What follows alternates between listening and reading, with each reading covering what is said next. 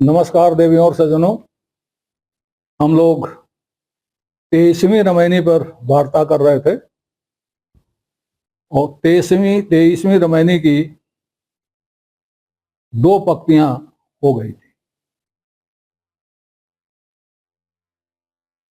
एक बार फिर से देख लीजिए। इन दोनों पंक्तियों में अनिल की बात कही गई। अनिल के सहारे, अनिल के प्रतीक से कबीर अपनी बात आगे बढ़ा रहे हैं। ये अनिल का ही प्रतीक क्यों लिया गया?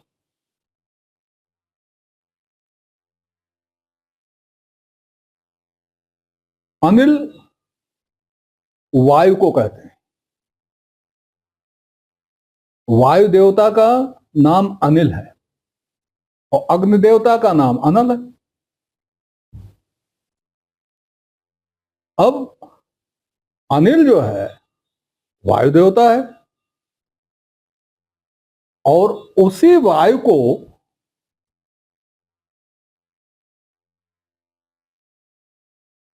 उसी वायु का हम उपयोग करते हैं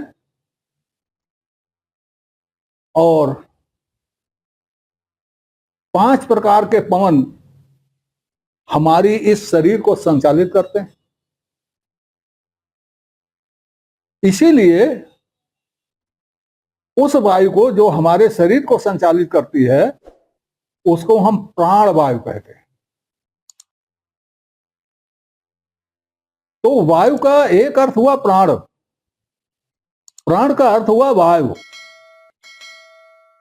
अब उसको हम जीवन के उसमें प्राण वायु उसका अर्थ लेते हैं। तो हम क्या हैं? प्राणी हैं, प्राण वाले हैं, अर्थात अनिल वाले हैं। तो कबीर हमारी बात कर रहे हैं अनिल के बहाने से, क्योंकि हम अनिल वाले हैं। और यही नहीं है, हम में और अनिल में बहुत सी समानताएं हैं। उन समानताओं पर कबीर हमको कस रहे हैं और अनिल के बहाने से उन्हीं समानताओं से हमें वो समझा रहे हैं। तो अब देखिए, वो जो चौपाई अब हम लोगों के सामने प्रस्तुत है वो है, कर सन्मुख जब ज्ञान विचारी, सन्मुख परिया अगिन मझारी। अनिल रात दिन दौड़ रहा है, कभी थकता नहीं। वायु कभी थकता नहीं, रात दिन दौड़ता। वैसे ही जैसे हम रात दिन दौड़ते हैं, कभी थकते नहीं। थोड़ी देर के लिए सोते हैं तो सोने में भी दौड़ते रहते हैं, सपने देखते रहते हैं। कभी संतुष्ट होकर नहीं सोते। तो संतुष्ट होकर नहीं सोते तो दौड़ते ही रहते हैं। वायु भी तो चलते चलते कहीं रुक जाती है, वैसे हम भी चलते चलते रुक जाते हैं, विश्राम कर लेते हैं, जिसको हम कहते हैं सो जाते हैं, विश्राम कर लेते हैं। लेकिन क्या हम सो जाते हैं? नहीं, सो नहीं जाते। हम उस सोने में भी चलने का ताना बाना बुनते रहते हैं। तो उसमें क्या क्या होता है ये पहले 2 लाइनों में आप देख चुके हैं। धावे आशा, किसी उम्मीद में दौड़ता है अनिल, और हम उम्मीद में दौड़ते हैं। और जैसे अनिल अंध दुर्गंध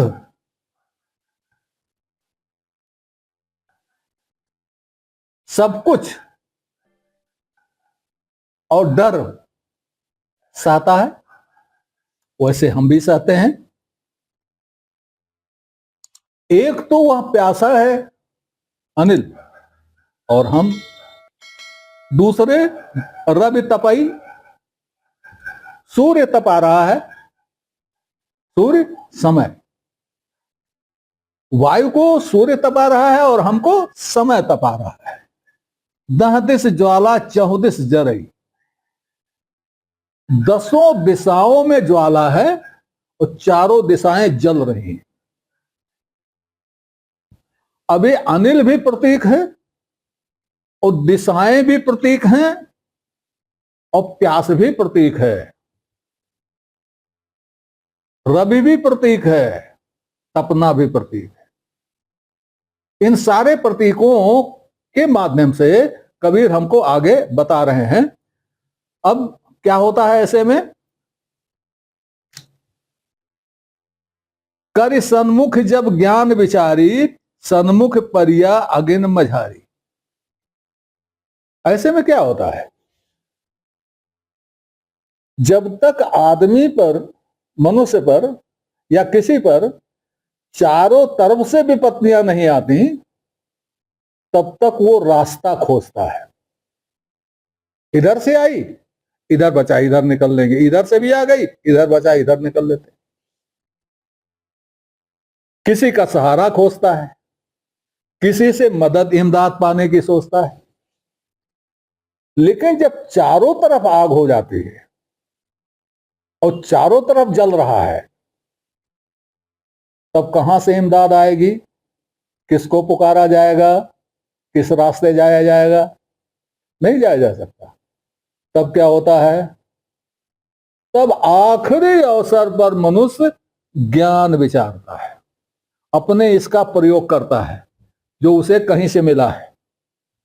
इसके पहले इसका प्रयोग नहीं करता, दूसरों के कहने में रहता है, दूसरों की देखा देखी करता है, पढ़ा हुआ करता है, लिखा हुआ करता है।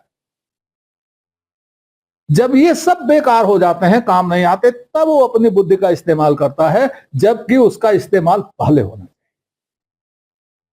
तो कर सन्मुख जब ज्ञान विचारी, अनिल ने या मनुष्य ने जब इसको सामने रख करके कि हां ऐसा हो रहा है, ज्ञान से विचार किया,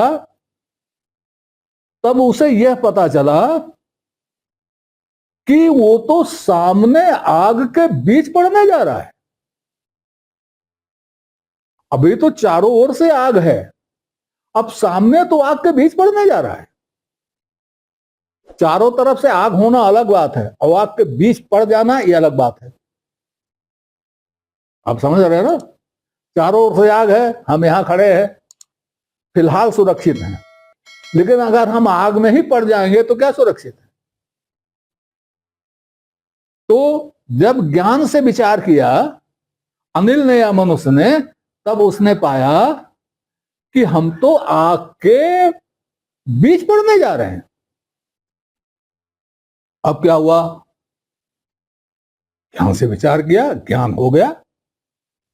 अब उसके आगे क्या हुआ, गच्छत गच्छत तब आगे आवा, गच्छत गच्छत शब्दों पे ध्यान दीजिएगा।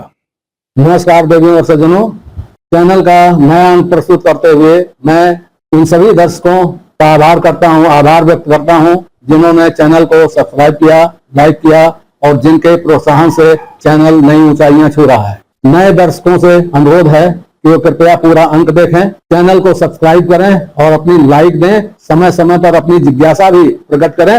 इसके लिए हम आपके आभारी रहेंगे। शुभम भूयात। नमस्कार। पहली पंक्ति में है, अनिल झूठ दिन धावे आशा। धावे,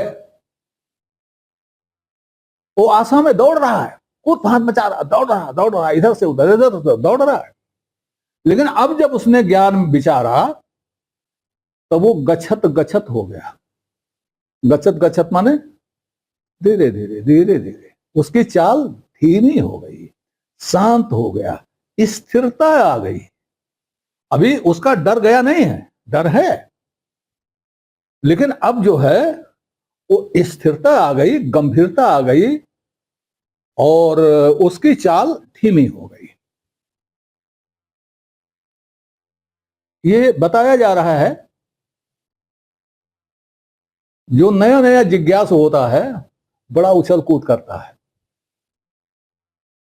और जब थोड़ा सा जान लेता है उसके बाद धीमा हो जाता है। तो कर सन्मुख जब ज्ञान विचारी, सन्मुख परिया अगन मझारी, गछत गछत तब आगे आवा, बित अनुमान ढिबुआ इक पावा। धीरे धीरे चलते हुए आगे आया, तब बित अनुमान ढबुआ एक पाया।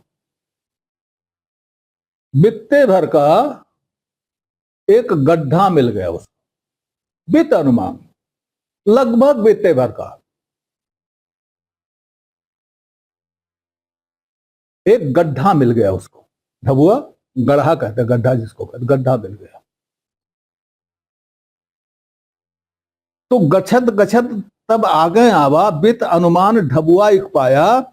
शीतल शरीर तन रहा समाई, तहां छाड़ कत दाझे जाई। अब उस ढबुए में समा गया, उस ढबुए में समा गया। वहां उसको शीतलता मिली।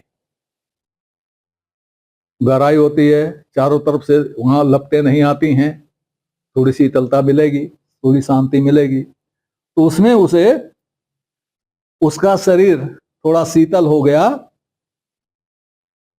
तन में शीतलता समा गई। कहां छाड़ कत दाझे जाई।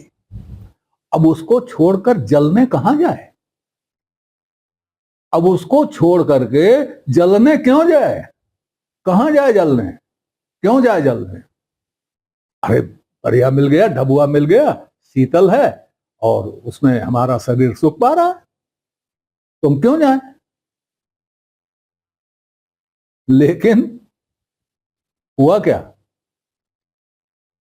ये चल नहीं पाया, क्योंकि यूं मन बारुन भया हमारा, दाधा दुख कलेश संसारा। जरत फिरे 84 लेखा, सुख कर मूल कितौ नहीं देखा। अब वहां वो विचार कर रहा है, यूं मन बारुन भया हमारा, हमारा मन बारूणी बारूणी हो गया। सारा दुख क्लेश संसार का जल गया। दुख क्लेश संसार का जल गया। दुख और क्लेश ही जला रहे थे, दुख क्लेश ही जल गया, क्योंकि मन बारुण हो गया। वरुण, वरुण से बारुण से वरुण, वरुण से बारुण जो है, तो ये संकेत जल का है। तो यूं मन बारुण भया हमारा, दादा दुख कलेश संसारा। संसार के सारे दुख कलेश जल गए।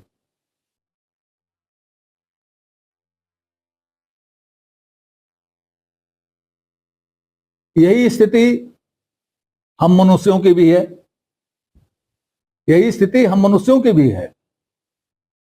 अब क्या है, क्या अनिल उस ढबुए में ठहर पाता है? नहीं ठहर पाता। क्या हम उस क्षण में ठहर पाते हैं जिस क्षण में हमको शीतलता मिली थी? नहीं ठहर पाते। हम फिर निकल आते हैं और फिर उसी जलन में हम फिर जलते रहते हैं। जरत फिरे 84 लेखा, सुख कर मूल कितौ नहीं देखा। अब निकल आए तो फिर क्या हुआ? जरत फिरे 84 लेखा, फिर 84 लाख योनियों में जलते जलते घूम रहे हैं, सुख का मूल कहीं दिखाई नहीं दिया। सुख का मूल वही था, उसको छोड़ के चले आए। जाके छाड़े भय अनाथा, भूल परे नहीं पावे पाथा। वो एक ढेबुआ था जिसने सनाथ किया था, एक पल के लिए, 2 पल के लिए, अनिल को भी और हमें भी, लेकिन हम उसमें रह नहीं पाए। हमने उसको छोड़ दिया, और छोड़ दिया तो फिर वही स्थिति हमारी हो गई। फिर धार रहे हैं इधर से उधर, दौड़ रहे हैं इधर से उधर। जाके छाड़े भय अनाथा, उसको छोड़ देने के कारण ही हम अनाथ हो गए। भूल परे नहीं पावे पाथा, और ऐसी भूल में पड़ गए कि अब कहीं से रास्ता सुझाई नहीं दे रहा है। अक्षय अभि अंतर नेरे दूरी, बिन चिन्हा क्यों पाइए मूरी। अब कबीर अपनी बात को समअप करते हैं कि वह ढबुआ जो है वह आपके अंदर ही है, वह ढबुआ आपके अंतर ही है। अक्षय अभियंतर आपके अंदर ही है, अक्षय अभियंतर नेरे दूरी,